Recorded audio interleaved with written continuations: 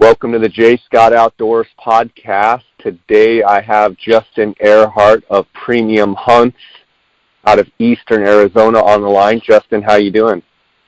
Good. How you doing, Jay? Good. It looks like you guys have had a long but fruitful season in the state of Arizona. I know you guys just finished up your late elk hunts and then some late deer hunts. How was your season overall, Justin? We had a pretty good season. You know, it was a little rougher over in New Mexico than it was in Arizona, but we had a good year overall, I think. What the last hunt you just finished, I know you guys helped look like a youth hunter on the Coos deer hunt, the late season Coos deer hunt. Looks like you shot a good buck. I saw it yesterday. Tell me a little bit about that hunt. Yeah, we helped a kid out on a tag for that late hunt over here in Unit 27, and it was a good hunt. I mean, the bucks weren't really rutting yet. Obviously, we saw a lot of pre-rut action. Few real small deer that were chasing around, but the bigger deer were just kind of roaming, wandering around, still running scrape lines. We watched quite a few deer making scrapes, and just were lucky enough to capitalize on a nice buck. So, Justin, you talk about you're up there in Unit 27. You're based out of, is it Springerville or Eager? Where are you out of? Yeah, Springerville, Eager, basically the same community. Okay, so Unit 27, obviously pretty high elevation, fairly northern in part of the state. It's in eastern part of the state, but, we've talked on podcasts before, I'm not sure with you exactly, but other guys, how Coos deer specifically, start their rutting right there after Christmas, and then they transition into January. And it's interesting to hear me. I would think Unit 27 of all the units in Arizona would be one of those that you would see some of those more mature bucks really rutting here. And we're recording this podcast on the 29th of December. And with the cold weather and snow and what have you, I would have thought that maybe those deer would have been a little more active and those mature bucks than chasing does. My question is this: is this year's activity, basically normal for what you see, or were you kind of shocked that maybe they were, the bigger bucks weren't chasing does and they were a little bit behind, or is that normal? No, it's pretty normal. It's actually a little better this year than it was last year, because last year was super warm on this hunt. But it's pretty normal. I mean, usually, you're going to catch these last couple days of the month, you're going to start seeing the more mature bucks every day begin to be more and more into the rut. But right now, man, I haven't seen a buck over 80 inches pushing does. So everything that's been a mature deer has been roaming, still running scrape lines, covering country. Okay, and that was something else that you said that I've seen them do it a lot in Mexico when we're hunting some of these earlier dates, after Christmas and even before Christmas, after Christmas, around New Year's, when they're not really showing rutting behavior, but they are running scrape lines, and it seems like you'll see a good buck and he'll be walking, and then he'll stop and he'll make a scrape. He'll just keep walking, and literally you'll see him go over one ridge, and if you wait long enough, all of a sudden he pops up and he's coming up the next ridge. Talk a little bit about how difficult it is when you see a buck in this time frame, making scrapes, how it can be difficult to actually get on that deer and kill him. It can be extremely difficult because you don't know how far the buck's going to go, and if you lose sight of him for just a fraction of a second, as good as anybody, Jay, how that can turn out. You lose sight of them and they're gone. They have a knack for disappearing real easy, and that buck that we ended up killing on this last hunt, we watched him cover about 3/4 of a mile. Luckily, we could keep our eyes on him dang near the entire time, and had a couple extra guys around to help out, and we were able to move and just keep eyes on him while he was working that scrape line, and we're able to connect on him that way. So, Justin, at what point in time, so obviously in Arizona, the December rifle hunt ends on the 31st, and then the archery hunts start up January 1st, and I'm not familiar with the season structure in Unit 27, but I believe you can hunt 27 with a bow, and some of those other units up there with a bow. As an archery hunter, then starting January 1st, how do you see that transition of bucks really checking scrape lines to make kind of turning into more than checking scrape lines? Now they're kind of now getting in with does, they're tending does, they're, what's the timeline as we move into January for you seeing where the bucks are more alone, on the walk, to they start really getting into it with the does? I would say those first couple days of January, the 1st, 2nd, and 3rd, that's when the coos deer are really going to seem to start turning it on, crank it up a notch. But again, weather will play a big factor in that. I've seen it where it will shut down a little bit if that warm weather will hit again. But generally, it's those first few days of January where, they're more or less running does, checking them, and still moving from group to group, but rather than just working country, they're working does. Speaking about coos deer, and we'll talk about mule deer in a second, coos deer specifically up there in your eastern country up there, what would you say is like the best 7 days of chasing where maybe some of the biggest bucks of the year are vulnerable and out moving around? If you had to pick a 7-day window, since you've been running around up there for the last however many years, what is that 7-day window that the most activity of chasing and bigger bucks really out in the open and with does, what's that 7-day best window? For the coos deer, I would probably say somewhere around January 5th through the 12th. That would probably be my best guess, because that seems like when we're seeing the most action. I mean, we've seen bucks lock up in that date range right there, and just really go at it, over a hot doe, and those have been some pretty dang good dates for the coos. And then after the 12th, how long do you have kind of intermittent chasing and bucks showing signs of rutting activity? And then the second follow-up question is that, when do you really see up there in your country, when do you really see the action on the coos deer really tapering off on a normal year? So I would say after those first 7 days, probably you're going to see the bucks rutting probably into, the 20th through the 25th. But those last few days of the month, they're really going to be tapering off. That last week can be pretty tough. I've seen a lot of big bucks hold up that time of year. And, you'll still see those smaller deer coming in thinking they're going to get a turn, but it's already over for the most part. Okay.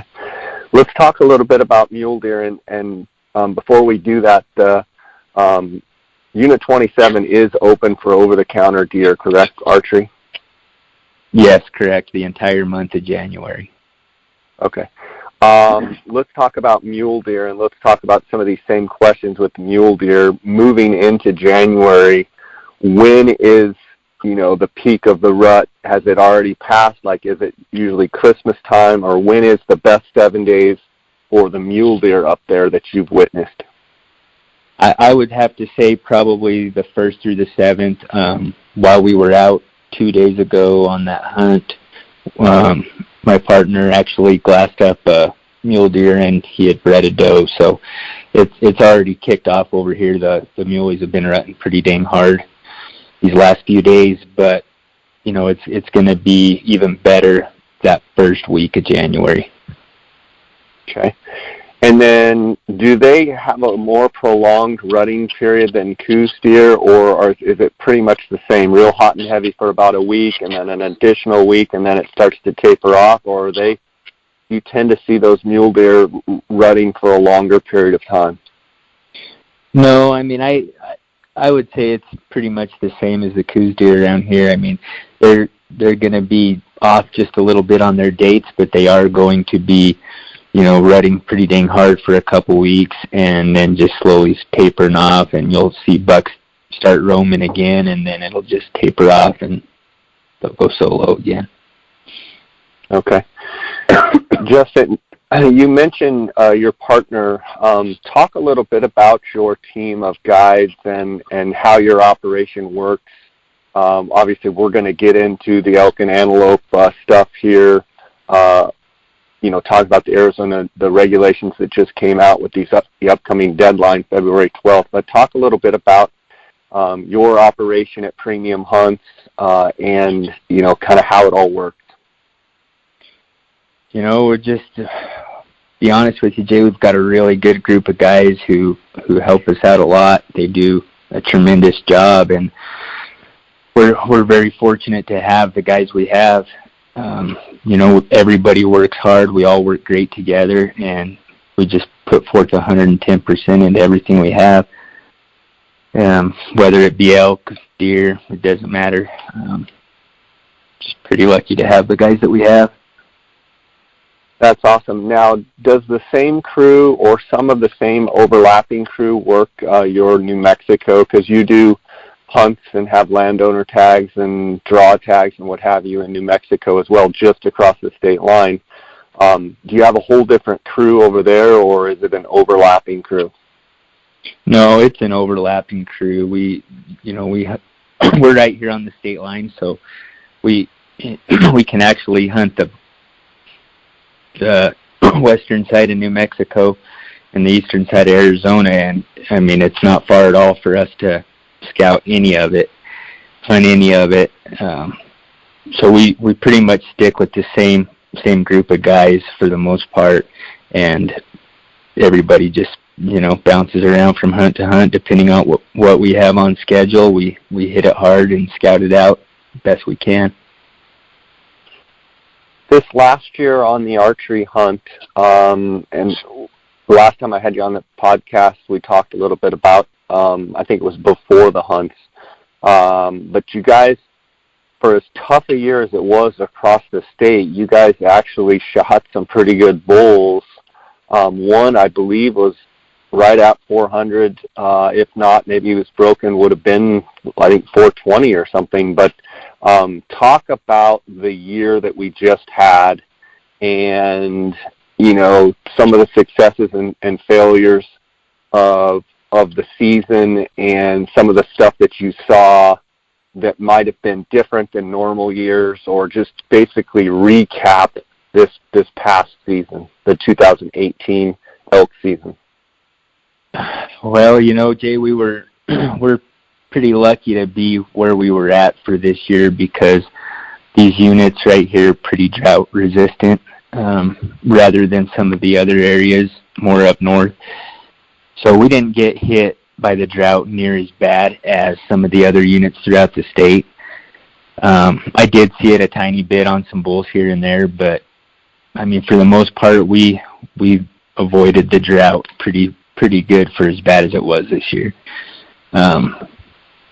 So we had a pretty good year. I mean, size is obviously down across the board. I personally tend to think that's from overhunting. I mean, there's been a lot of permits.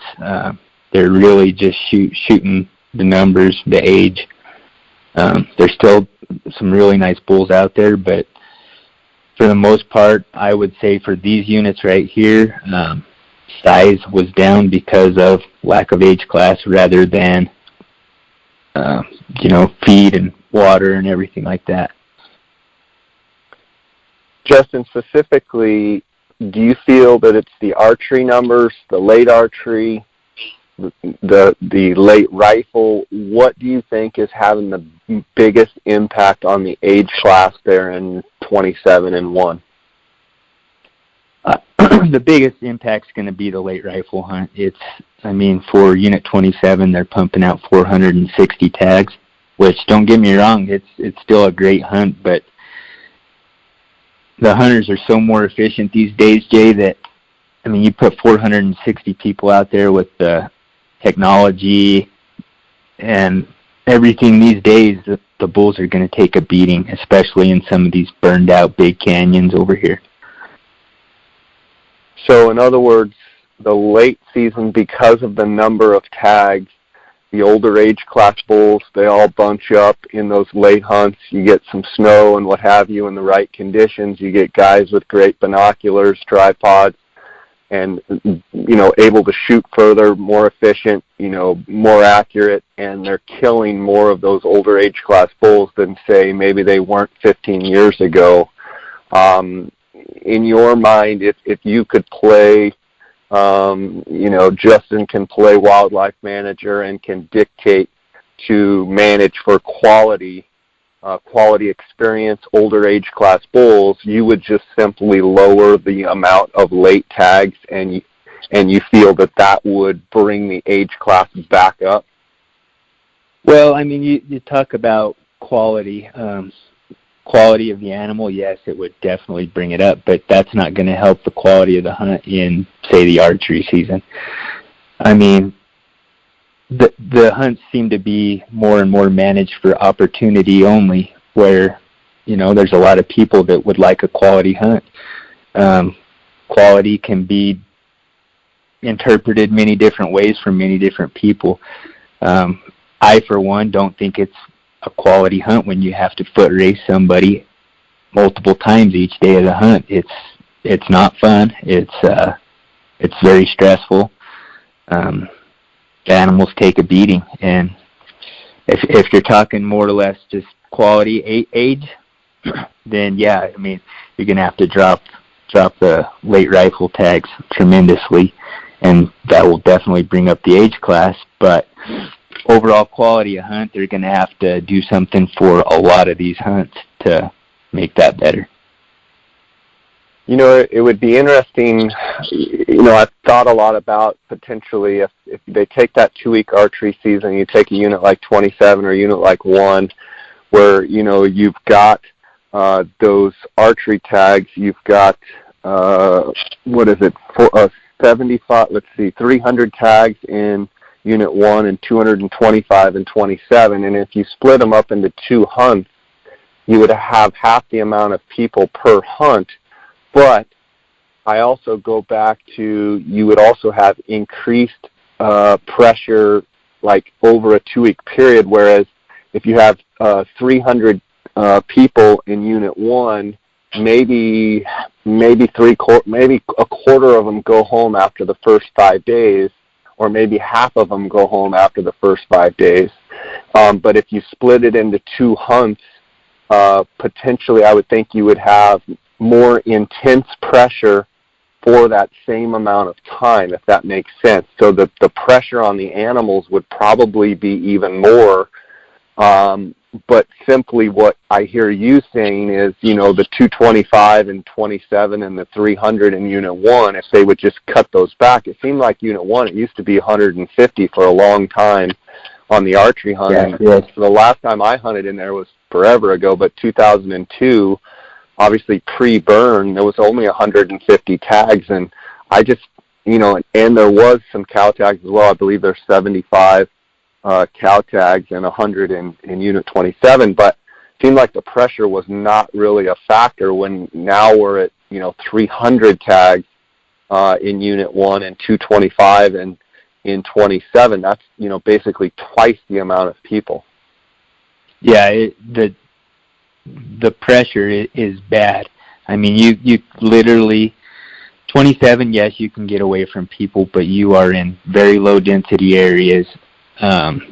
You are in dirty, nasty country, and you may or may not see an elk. You're away from people.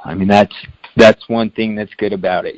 There are places you can hunt good bulls and get away from people in 27. Where Unit 1, this year, I personally was guiding the Unit 1 archery hunt, and it was a good hunt. We saw some nice bulls and everything, but quality was down and pressure is high. I mean, I don't know if there were many days where we didn't have a foot race or multiple foot races. And I mean, I'm working one end of the unit to the other, east side to west side, north end to south end. It's everywhere you go, there's people. Yeah. Let's talk a little bit about the regulations for Arizona elk and antelope have just come out. I'm still waiting for GoHunt.com Insider to release the draw odds to see the point structures and but I've got last year's number, so we can talk a little bit about it. Across the board, doesn't seem to be many changes at all for the Unit 1 and 27 hunts that I could see. Is that what you saw as well? Yeah, that's correct. All the tag numbers have stayed the same. Looks like all the dates have been bumped back a day, but the numbers are all the same. I looked up the full moon next September is the 14th of September, and the archery hunt would obviously start on a Friday, September 13th, with that full moon being right there on opening weekend. In general terms for Unit 1 and 27, how does that play into your mind? Maybe you already knew the moon was full that opening weekend, or if you're just finding that out, what's your first impressions of the balance of that hunt as far as how it's going to progress, and what's your thoughts on the 2-week structure of, when would be the best, maybe when would be the worst? Talk a little bit about that. Yeah, I hadn't noticed anything on the moon yet, Jay, but, I would rather it be full that first part of the hunt rather than the very end, just because the very end's generally the best time of the season. So those last 5 days are what I like the best of the archery season. The bulls are usually screaming pretty dang heavy by then. If it's pretty dark out at night, then they're going to be even more active throughout the day, it seems like, where, that first part of the hunt, it's usually typically pretty slow. So might as well have the moon bright on the slow end. Okay, so I hear what you're saying, that typically that beginning of the season, it's, a little bit slower, so you'd rather have the moon and have it getting smaller every day moving forward. It looks like to me, with the archery hunt ends on the 26th, the moon is completely dark on the 28th. I'm betting, like you said, those last 4, 5, 6 days of the archery hunt, as that moon's getting, darker and darker and darker, it just could be insane. And then the early rifle and muzzleloader hunts, I'm noticing that Unit 1 has 40 tags on the early rifle, and 27 this year is the muzzleloader, and those dates are the 27th through the 3rd. There's 40 tags in each. That's going to be through a pretty much dark moon period. That hunt could be really good. Yeah, that hunt's usually pretty dang good regardless, but with the moon being real dark, it'll be even better. Problem is just getting lucky and pulling one of those tags. Yeah, for sure.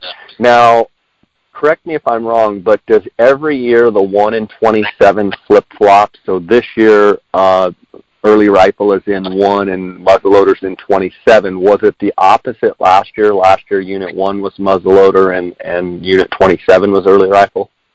Yes, that's correct.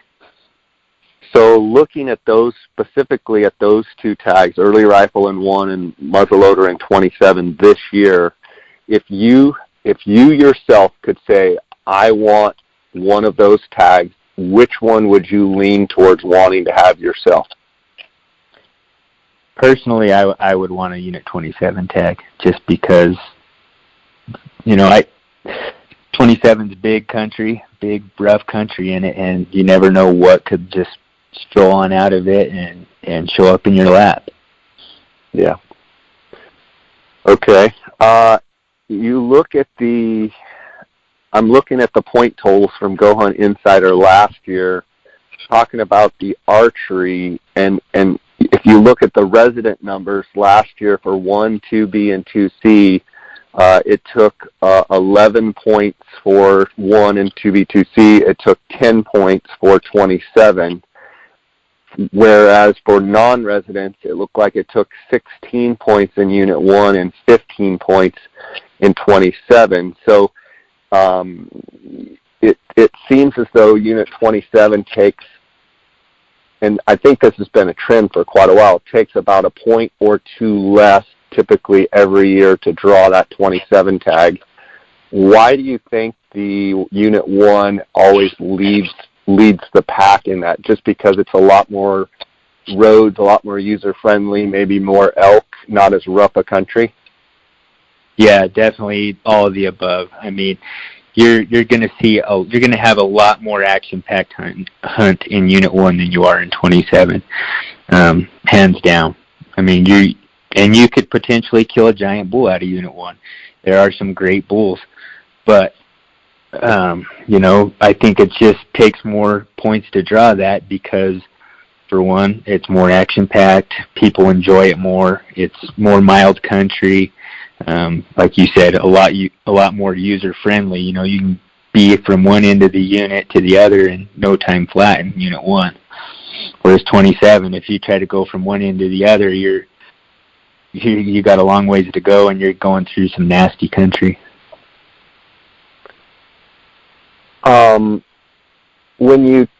I look at these late archery tags, and it looks like there's 30 tags. It's November 8th through the 21st. So in 1, 2B, 2C, you've got 30 tags. In 27, you've got 30 tags. How is that hunt on a scale of challenge as far as how tough is that hunt? And I also, looking at the Go Hunt Insider here, it looks like for Unit 1 it takes 8 points as a resident and 7 points for 27 as a resident. And then for non-residents, it looks like Unit 1 is 8 points and Unit 27 is 11 points to draw that. But how are those hunts as far as toughness? And is it feasible to think that you can shoot a good bull, or you've really got your hands full? They are tough hunts, but they are hunts where you're going to have plenty of opportunities to put stocks on nice animals. I mean, you're talking you're in there before 400 and something other rifle hunters even get a crack at it. So you're in there basically after the archery hunters in September and 40 rifle tags. So those late archery hunters, they're getting a good crack at a lot of really nice bulls, but they are tough. If you play your cards right, you could have some opportunities at some really nice bulls, though. This year, after the rut, how much broken points did you see, and is that typical in 1 and 27 to have a lot of broken points? You know what, I saw quite a few bulls that were pretty busted up. It's pretty common for those later hunts to see bulls like that. This year it seemed like it was just a titch worse than normal. I'm guessing maybe due to the lack of moisture we had early in the year. Whether or not that's true or not, I don't know, but it did seem just a little bit worse than normal. Normally, when you take Unit 1 and Unit 27, you already said that you would, if you had to choose an early rifle in 1 or a muzzleloader in 27, you would take the 27 hunt. From a physical standpoint, talk to the guys out there that are trying to weigh, maybe they're non-residents, they're trying to weigh between 1 and 27. You've already talked about some of the differences in the elk and, some of the different things about that, but what about from a unit standpoint, from a physicality standpoint? How much rougher is 27, and talk a little bit about each unit there. Well, 27 does have a little bit of mild country in it, but not much. It is a lot more rough than Unit 1. I mean, they're places that are very remote, big, nasty canyons where, I mean, you have the Mogollon Rim that runs right through the middle of 27, so you can be at 9,500 feet and then be down at 6, in a matter of an hour. I mean, it falls fast. Unit 1's not like that. It's more gradual, tapering country. But for somebody trying to decide on, which hunt would fit them better, it would be totally, I would have to say it would depend on their expectations for the hunt. So somebody who's looking for, a more action-packed hunt, then I would definitely say Unit 1, because you can have that great action and still chase a lot of bulls, that are pretty dang nice bulls. Where 27, you're not going to have near the action, but you most likely are going to be chasing some dang good bulls whenever you get a crack at them. What about from a bugling standpoint and just bugling activity? Is there one unit that the bulls typically just scream better than the other unit? Yeah, Unit 1, hands down, you're going to have a way more action-packed rut hunt. You're going to hear more bugles. They're going to seem to be rutting harder just because generally that's where more and more cows are at, so that's where the higher concentrations of bulls will pull to. And when you get a bunch of bulls rounded up together, all hell can break loose. We talk about 1, 2B, 2C. How much hunting goes on in 2B and 2C? Is that something that kind of the locals know where the elk are in 2B and 2C? You don't hear a lot about those other 2 units. I'm just curious your thoughts on, do hunters spread out, or do they mainly focus in Unit 1? No, they mainly focus in Unit 1, and they do it for good reason. There's way more elk in Unit 1. There's very few in Unit 2. Not to mention that during, say, the Unit 1 or the Unit 1 archery hunt, which is Unit 1 and 2B, 2C, I believe, during that time frame, they have a rifle hunt in Units 2A and 2B that is any elk hunt. So, being an archery hunter, you're not going to want to run out to those units while there's a rifle hunt going on as well. Yeah, that makes sense. So basically it sounds like they really want to, the Game and Fish is really trying to control the numbers in the 2 units, trying to keep those numbers down if there's a rifle, any elk hunt going on, and it sounds like they throw it on the unit, tag it on with the Unit 1 hunt just to give more opportunity for those locals around there to probably keep those numbers in check. Yeah, I'm sure that's what they're trying to do, but there is, there's very, very few elk out in those areas. I mean, for anybody with a Unit 1 tag to want to, go try one of the other units, 2B, 2C, they must have something scouted out pretty good, and it can be very tough in Unit 2. Justin, I want to take a quick second here. I get a lot of questions on Instagram, and I try and answer as many questions as I can. One of the questions I get is, what boots and socks do you recommend? I'm curious, you yourself, what you wear.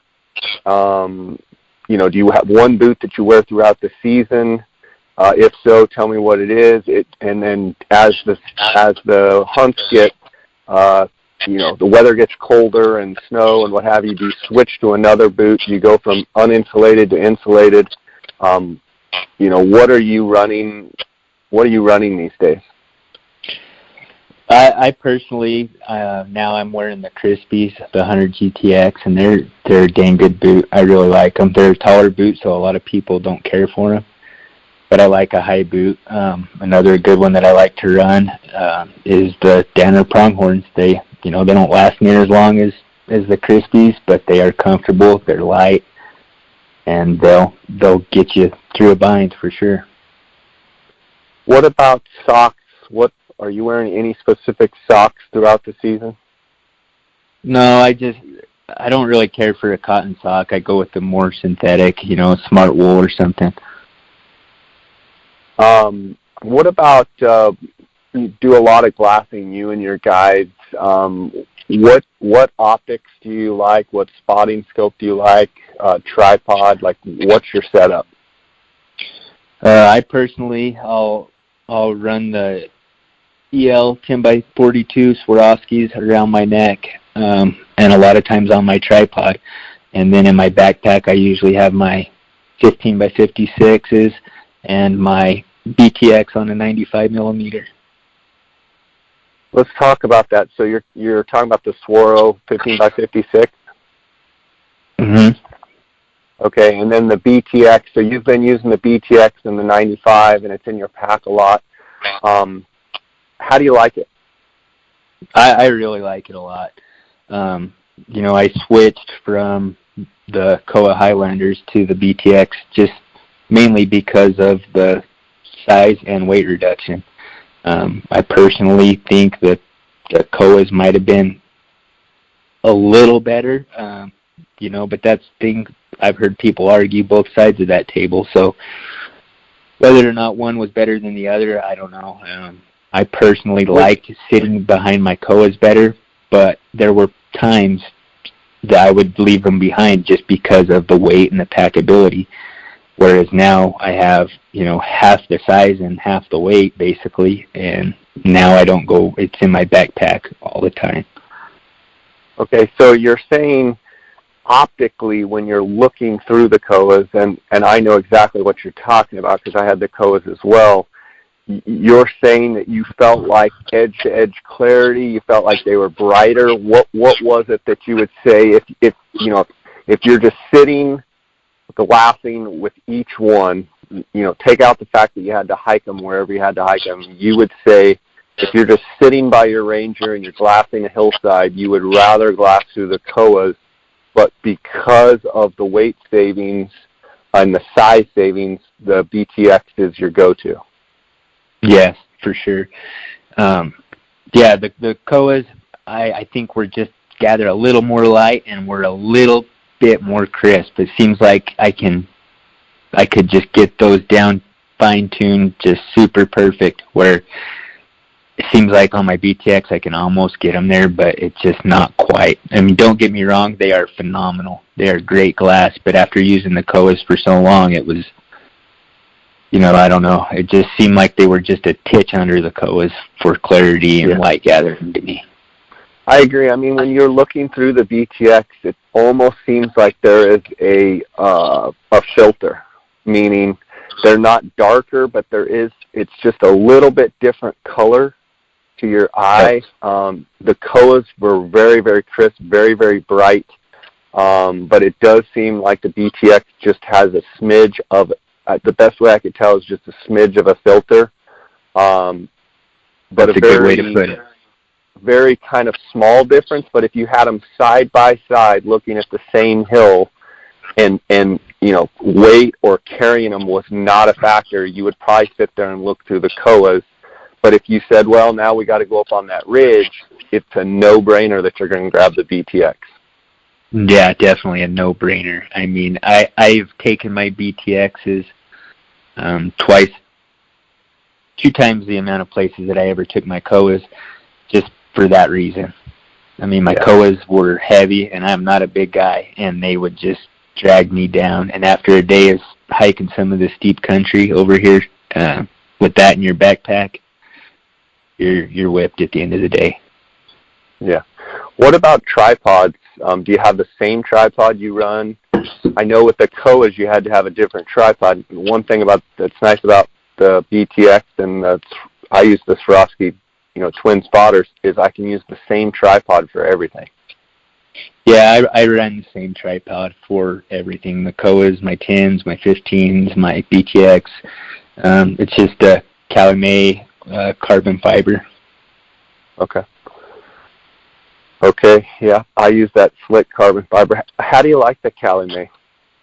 I really like it. It's been a great tripod. I've had it for, 7, 8 years maybe, and only had one issue with it. I had one little rubber foot come off the bottom, and it hasn't skipped a beat, hasn't affected it at all. I still run it every day. The Calumet has a little bit thicker legs.